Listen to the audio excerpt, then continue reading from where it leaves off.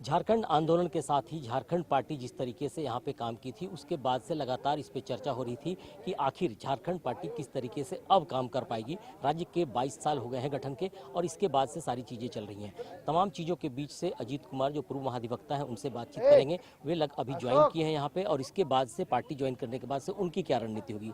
अजीत जी, सबसे पहले तो जानना चाहेंगे कि आपने पार्टी ज्वाइन किया, क्या रणनीति है, किस तरीके से आगे बढ़ना चाह रहे हैं? देखिए, पार्टी एक बहुत बड़ी छतरी होती है। पार्टी बरगद है और हमारी पार्टी के महासचिव अशोक भगत जी हैं हमारे दाहिनी ओर, और रिजवान जी वरीय उपाध्यक्ष हैं, और पार्टी के वरीय उपाध्यक्ष हैं बोधरा जी। हमारे पूरी टीम यहाँ पे है। तो सबों के स्नेह से, सबों के प्यार में मैंने यही उचित समझा कि झारखंड पार्टी में जाकर के जो अपना योगदान दूं। झारखंड पार्टी, आपने सही कहा कि एक पुरानी पार्टी है और सबसे पुरानी पार्टी है इस राज्य की। बाकी जितनी भी पार्टियां यहाँ पे हैं वो बाद में आई हैं अस्तित्व में।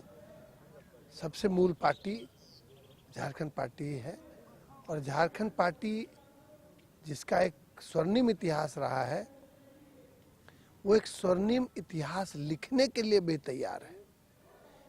अभी तक 22 वर्षों में राज्य को कुछ मिल नहीं पाया। झारखंड की जो परिकल्पना थी वो भी पूरी नहीं हो पाई।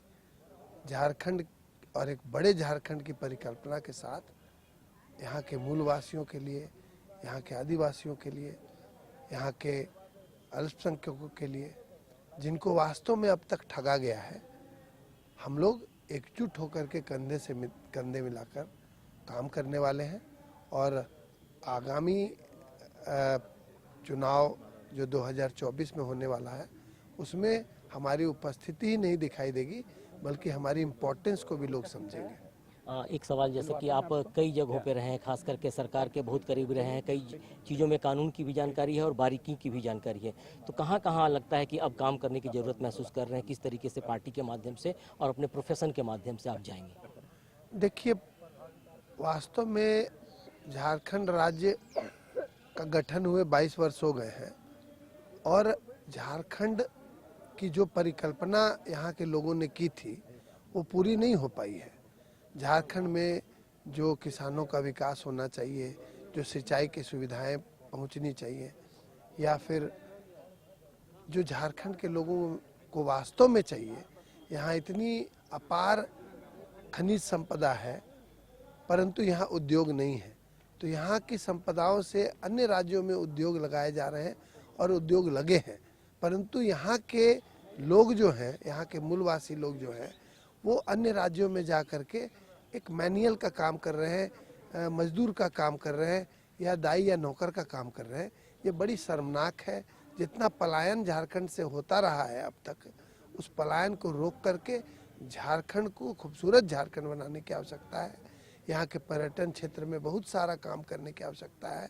यहाँ के लोगों की मानसिकता में, यहाँ की पढ़ाई के बारे में बहुत ज़्यादा काम करने की आवश्यकता है। यहाँ के कॉलेजेस में आप देख लीजिए कि कॉलेजेस की संख्या जस की तस है।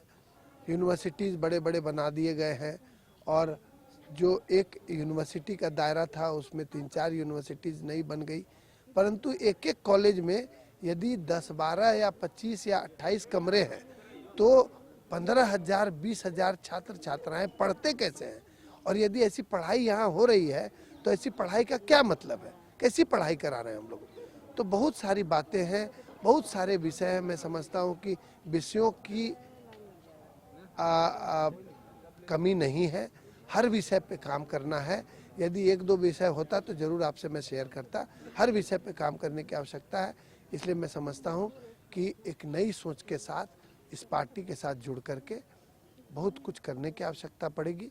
और हम लोग हर जिले में, हर गांव में, हर कस्बे में जाएंगे और लोगों को ज़रूर इस बात की जागरूकता देंगे कि झारखंड में नया कुछ करने की आवश्यकता है, और हम उनके साथी बन के, उनके सहयोगी बन के ज़रूर कुछ कर सकते हैं। तो तमाम चीज़ें हैं, खास करके जिस तरीके का माहौल है उसमें खास करके सबसे बड़ी बात कही जा सकती है कि आज जो परिस्थितियां हैं पूरे राज्य की, उसमें जिन चीज़ों को लेकर राज्य का गठन किया गया था उसको सबसे पहले पूरा करने की जरूरत महसूस हो रही है। और अजीत कुमार जो पूर्व अधिवक्ता हैं, कई सरकारों में रह चुके हैं तो कानून के जानकार हैं, तो ऐसे में इन मुद्दों को लेकर किस तरीके से आगे जाएंगे ये वक्त ही बताएगा।